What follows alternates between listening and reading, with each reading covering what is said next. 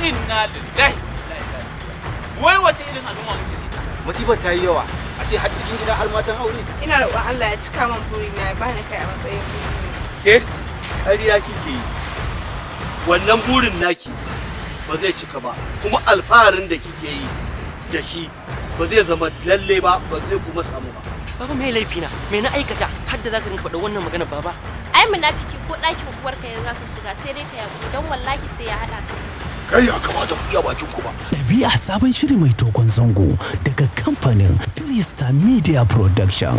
Dabi'ar mu ita ce rayuwar mu. Ai kai gaba ɗayan ka kan abin kyamata ne. Saboda haka ba irin ka ne za a ɗauki ƴaƴa a basu ba. Wallahi Rahama da ana canja iyaye a yau sana canja su. Kuma na yi nadama kasancewa su iyaye a gare ni. Kai Faisal, kar ka sake irin wannan magana, domin idan ka sake irin wannan magana ni kaina zan fara da na sanin ka a rayuwata. Shiri mai dauke da ilmantarwa, wazantarwa gami da gyara kayanka. Dabi'a. Sai yanzu gan shi a kofar gida yana wasa da filtar sigari.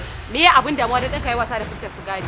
Ai ka san ba ka bata ƴaƴan wasu ba naka yi zaman ni ba. Mun yi farin ciki da zuwanka da kuma neman tallafin da muke nema a gare ka da kuma hukumarka.